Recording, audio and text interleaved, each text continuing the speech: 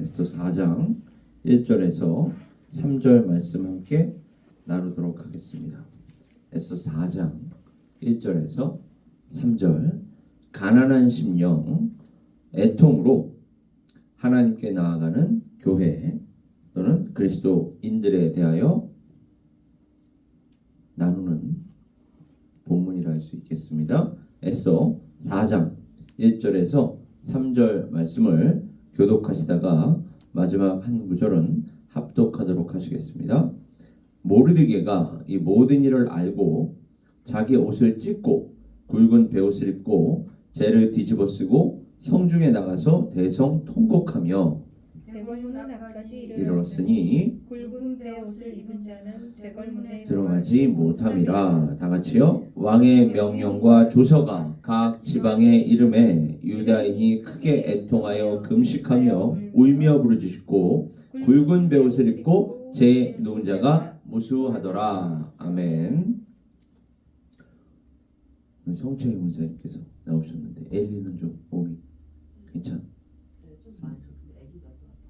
아, 이번엔 진이가. 예.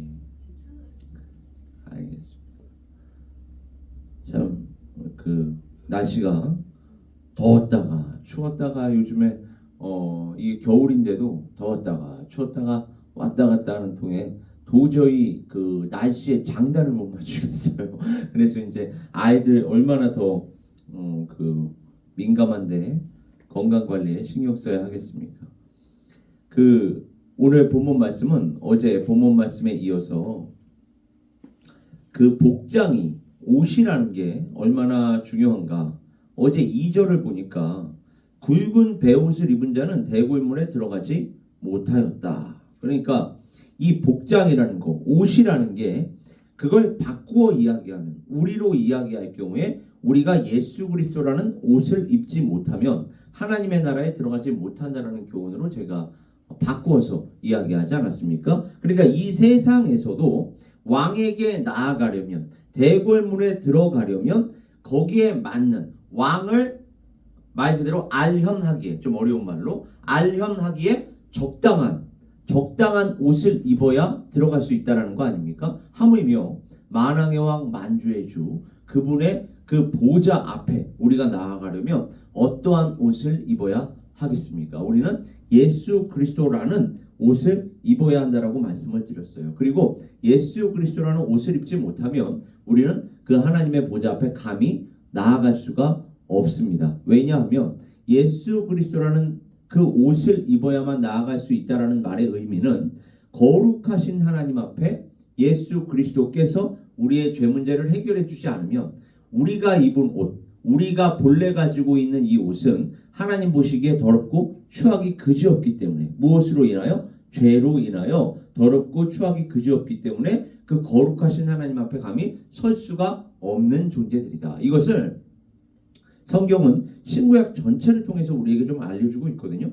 스가랴서 3장 4절에 가보면 여호와께서 자기 앞에 선 자들에게 명령하사 그 더러운 옷을 벗기래요 하시고, 또 여호수아에게 이르시되 내가 내 죄악을 제거하여 버렸으니. 그러니까 더러운 옷을 지금 뭐라고 얘기하는 거죠? 죄악이라고 얘기합니다. 우리의 옷이 왜 더럽다고요? 죄악으로 인하여 더럽습니다. 그러니까 우리가 이 죄악으로 더럽혀진 옷을 깨끗한 옷으로 바꿔 입으려면 반드시 예수 그리스도의 십자가 보혈만이 능력이 있다는 것입니다. 그래서 내 죄악을 제거하여 버렸으니 내게 아름다운 옷을 입히리라 하시기로. 이게 구약 성경의 말씀이에요. 그리고 이걸 신약 성경이랑 이제 연결을 시킨다면 로마서 13장 14절에 가보면 오직 주 예수 그리스도로 옷 입고 이렇게 나옵니다. 누구로 옷 입으라고요? 예수 그리스도로 옷 입고. 그러니까 이게 이런 핵심어, 이 옷이라는 거 혹은 옷을 입다라는 표현이 성경에서 어떠한 의미를 지니는가, 이걸 알아야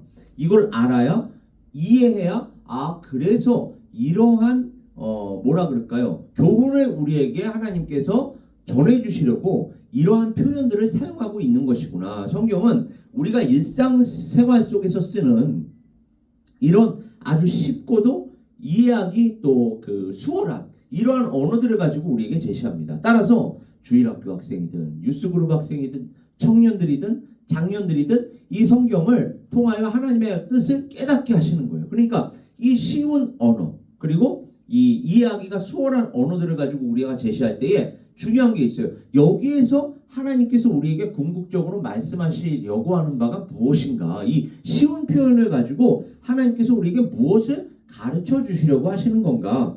예수 그리스도로 옷 입어야만 우리는 우리의 죄 문제가 해결이 되고, 그리고 그렇게 옷을 입었다면 정욕을 위하여 이제는 육신의 일을 도모하지 말라. 우리 이수희 전도사님이 어제에 이어서 권사님들보다 한 발 늦으셔서 그 자리를 계속 빼앗기고 계십니다. 아주 재미있습니다. 예, 그리고 갈라디아서로 가보면 누구든지 그리스도와 합하기 위하여 침례를 받은 자는 여기 또 나와요.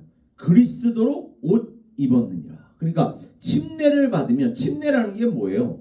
여러분 교회에서 이 침례의 뜻 또는 장로교나 여타 다른 교단에서는 세례를 받기도 하는데 핵심적인 의미는 똑같아요. 그러나 이제 뭐라 그럴까요? 좀 강조하고자 하는 포인트가 좀 다릅니다. 침례와 세례의 그 차이를 좀 여러분께서 아셔야 돼요. 그래서 간단하게 소개를 드리자면 침례라는 게 뭐예요?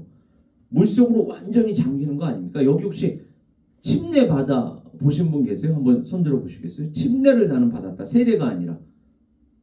우리 사모님께서는 세례 받으셨어요? 아, 우리 최진홍 권사님 침례예요, 세례예요?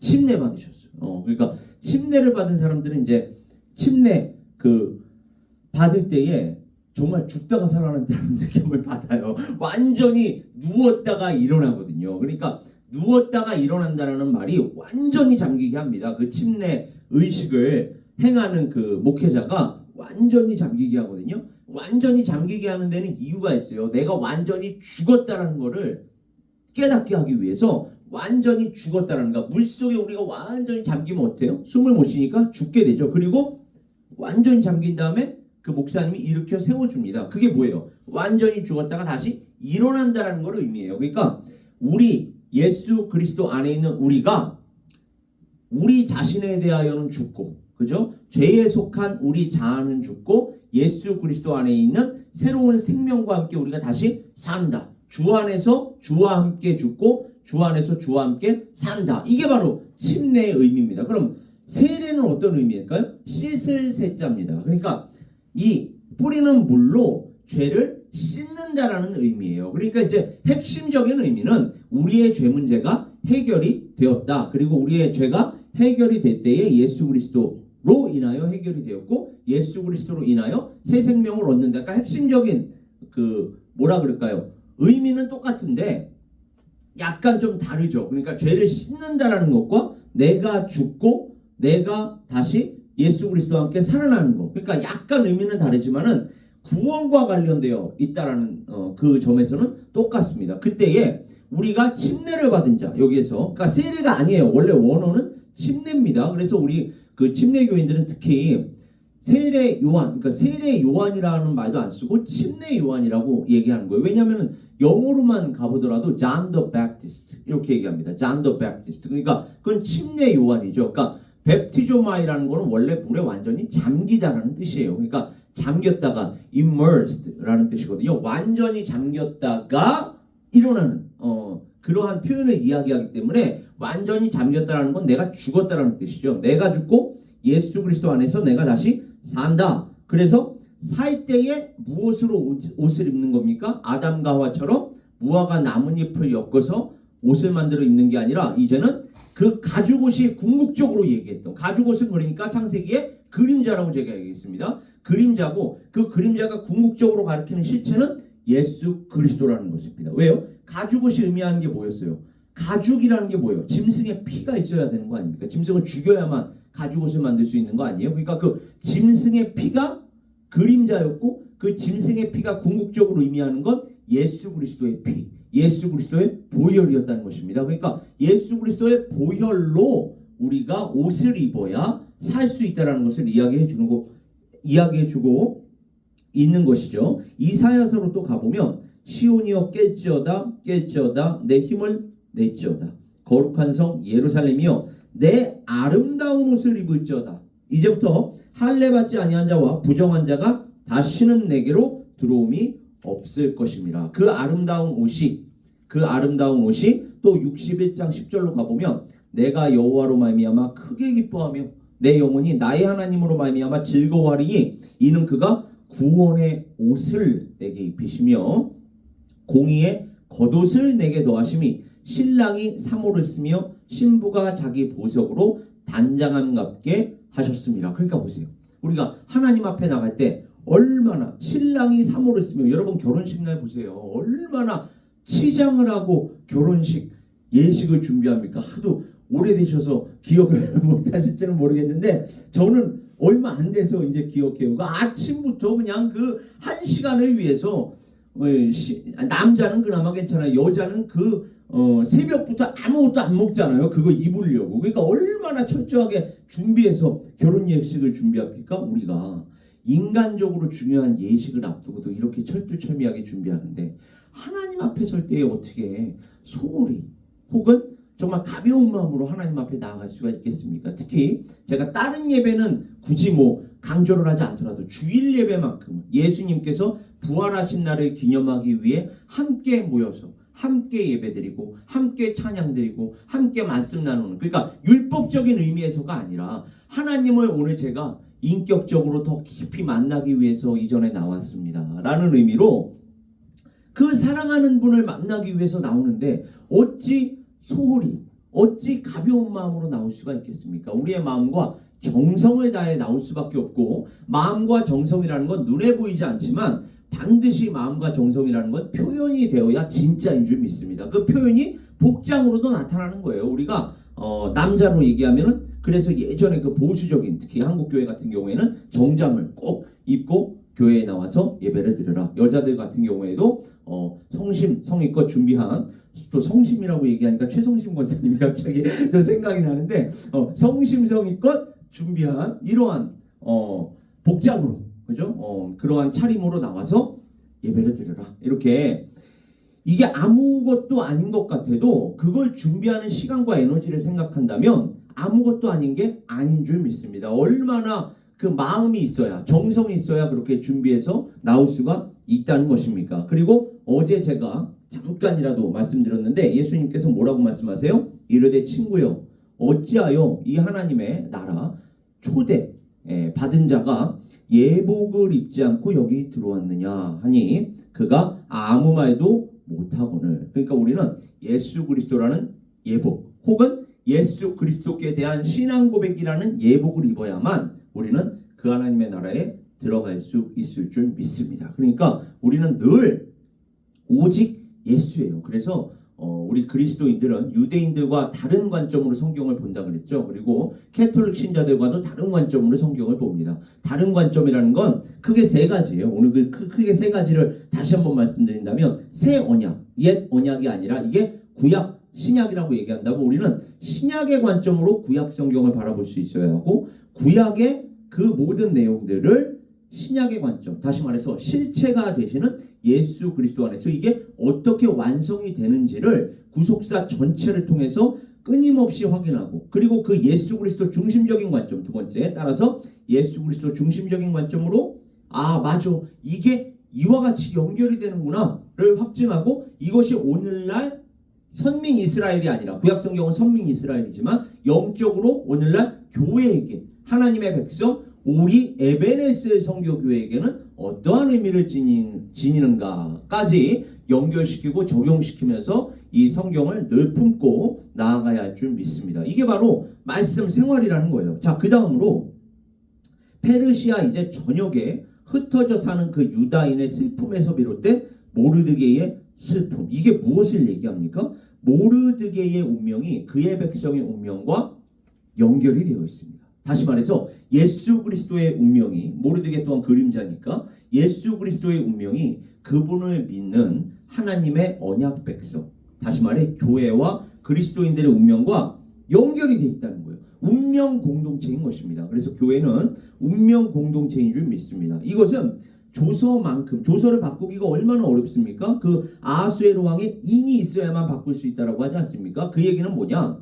우리가 이 세상 살아가는 동안에 이 현실, 이 현실을 우리 마음대로 바꾸거나 피할 수가 없다라는 것을 이야기합니다. 우리 마음대로 또 우리의 의지, 우리의 뜻에 따라 이 현실을 바꿀 수가 없어요. 이 현실을 바꾸기보다는 우리는 그 현실을 오직 바꿀 수 있는 분 누구요? 하나님만 바라보라는 것입니다. 우리는 하나님을 바라볼 때에 먼저는 우리 자신을 하나님께서 변화시켜 주실 것이고 그 문제를 바라보는 우리의 관점을 변화시켜 주실 것이며 또 그때에 하나님께서 그 문제도 하나님의 때에 하나님의 방법으로 풀어주실 줄 믿습니다. 이게 바로 성경적인 방법이에요. 그러나 우리가 하나님의 말씀을 바르게 알지 못하고 우리의 욕망이 앞설 때 그저 저 문제 해결해 달라고 부르짖게 되거든요. 하나님 저 문제만 좀 어떻게 해결해 주세요. 근데 하나님의 뜻은 그게 아니라 저 문제를 바라보는 나부터 변화되기를 원하시는 것입니다. 저 문제 내가 바꿔줄 수 있어. 전지전능하신 내가 왜 못 바꿔주겠니? 그런데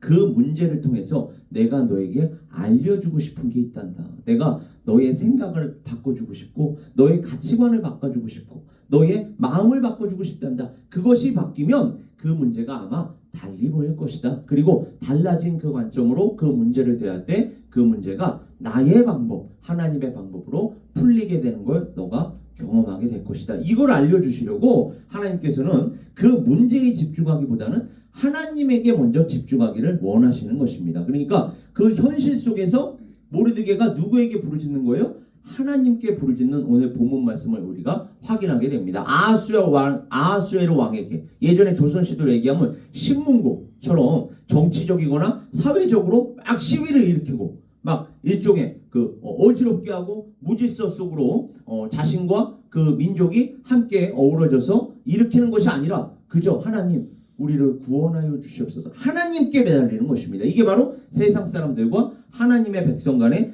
큰 차이라고 할 수가 있겠습니다. 자, 그 다음으로 이 자신들의 슬픔을 표현할 뿐만 아니라 당면한 위기 앞에서 자신들의 무능력을 드러내고 하나님 저희는 이 현실을 바꿀 수가 없습니다. 아까도 말씀드렸다시피 옷을 그 배옷을 입고 재를 뒤집어 쓰고 이 뜻이 뭐예요? 이게 오늘날로 얘기하면 금식과 일맥상통하는 이야기라고 그랬죠. 금식이라는 건 아무것도 먹지 않는 거죠. 아무것도 마시지 않는 것입니다. 물론 이제 어떤 형식에 따라 또 혹은 자신들의 어떤 스타일에 따르면 어떤 사람은 또 물은 마셔도 된다 그러고 또 어떤 사람은 뭐 마시는 것도 다 괜찮다 그러고 그러는데 목적이 있어요. 금식이라는 목적. 그것만큼은 변하면 안 됩니다. 목적이라는 건 뭐예요? 우리가 아무것도 먹지 않고 마시지 않게 되면 어떠한 현상이 일어납니까?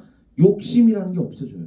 욕망이라는 게 없어집니다. 갖고 싶은 것도 없어지고 입고 싶은 것도 없어지고 그저 살려주세요 라는 그 고백으로만 수렴이 되게 되어 있어요. 왜? 먹지도 않고 마시지도 않고 가장 1차 욕구 아닙니까? 우리 인간의 생존 욕구. 생존 욕구 앞에 직면하게 되기 때문에 그 생존 욕구를 해결해 줄 수 있는 분 누구요? 하나님만 바라보게 되어 있습니다. 그게 금식의 목적입니다. 그러니까 자꾸 금식하면서 하나님께 떼쓰려고 하지 마시고 그게 아니라 하나님 저는 하나님 없으면 살 수 없습니다를 확인하는 거예요. 그리고 하나님만을 이제는 더욱더 의지하며 살겠습니다가 바로 금식의 목적입니다. 바로 그러한 의지를 그런 신앙적 결단을 지금 모르드게는 그 대궐 문 앞에서 지금 행하고 있는 것입니다. 그렇게 구원을 위해서 오직 하나님께 의지하는 모르드게 그리고 모르드게뿐만 아니라 이제는 유다인들이 함께 그 신앙적 결단을 지금 보여주고 있습니다. 그래서 모르드게와 유다인의 신앙 고백 그리고 애통 얼마나 슬피웁니까? 대성통곡한다라는 표현이 나오지 않습니까? 그리고 그 간구를 하나님께서는 들으십니다. 그리고 그들의 구원을 위하여 섭리하시고 역사하시는 하나님이 이제 계속해서 우리에게 나타나게 됩니다. 유다인이 위기에 처할 것을 아시고 누가요? 하나님은 당연히 미리 다 아셨겠죠. 아시고 모르드게와 에스더를 미리 다 준비해 두셨을 뿐만 아니라 이게 여호와 이레죠. 우리는 알 수 없지만 하나님의 그 계획표 속에는 이러한 일이 일어날 것을 왜 모르셨겠습니까? 다 아셨고 따라서 모르드게와 에스더를 그 시기와 때에 맞게 상황에 맞게 미리 준비해 두셨을 뿐만 아니라 이제 유다인의 신앙 고백, 애통 그리고 간구를 계기로 이게 트리거가 되는 거예요. 일종의 간구를 계기로. 그러니까 하나님께서는 이미 정하신 바가 있어요. 이미 작정하신 바가 있습니다. 그럼에도 불구하고 선지서에 따르면 너희가 그럼에도 불구하고 내게 기도하여야 할 것이라. 그거는 나의 입장이고 나의 역사고, 너희들은 내가 아무리 그 계획을, 그 섭리를 다 작정해 놓았다 하더라도 너희는 나를 바라보며 기도해야 한다. 그러니까 너희는 잠잠히 있어. 그가 하나님 됨을 알지어다. 너희는 잠잠히 있어라. 근데 잠잠히 있어라 라는 말의 그 의미가 무엇입니까? 그저 가만히 눈 뜨고 멍 때리라는 표현이 아니라 그 하나님의 역사를 바라보며 하나님만을 더욱더 의지하라는 것입니다. 기도하라는 것입니다. 그 기도하라는 말의 의미, 내가 역사하더라도 너희는 나만을 의지하며 나만을 바라보며 기도해야 한다. 이게 바로 성경을 통해서 하나님께서 우리에게 주시는 메시지인 줄 믿습니다. 그러니까 하나님께서는 어떻게 역사하실 줄 우리는 아무도 몰라요. 하나님만 아십니다. 따라서 우리는 기도해야 하는 거예요. 하나님께서 어떻게 역사하실지를 모르기 때문에 오늘 이 시간도 우리가 기도할 때에, 이 말씀 후에 기도할 때에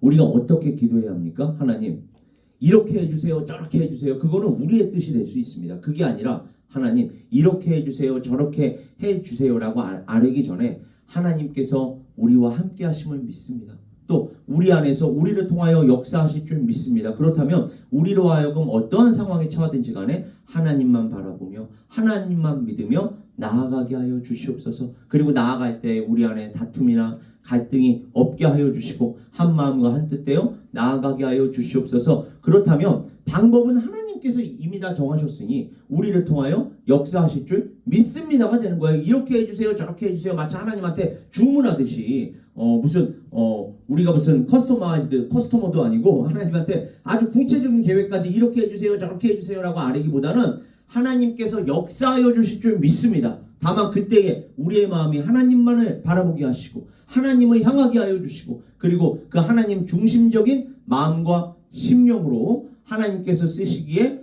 준비된 자들 되게 하여 주시옵소서 라는 것이 우리의 기도 제목이 되어야 할 줄 믿습니다. 왜요? 이 기도를 계기로 하나님께서는 구원을, 역사를 비로소 적극적으로 아주 주권적으로 행하시기 때문에 그렇습니다. 따라서 우리는 이 본문 말씀에, 그리고 신구약 성경 전체를 통해 보더라도 우리는 하나님께서 우리가 참된 그리스도인이라면, 참된 그리스도인들로 이루어진 교회라면 우리 안에서 역사하실 것이고 우리를 통하여 역사하실 줄 믿습니다. 그때에 하나님께서 특히 공동체이기 때문에 한마음 한뜻 되어서 하나님과 함께 또 서로가 서로를 바라보며 서로가 서로를 위하여 기도하며 나아갈 때 하나님께서 우리에게 승리를 주실 줄 믿습니다. 오늘 하루 그렇게 주 안에서 승리하시는 우리 각 사람 에베네스의 선교교회 될 수 있기를 주님의 이름으로 축원합니다. 오늘 시간 함께 기도하겠습니다.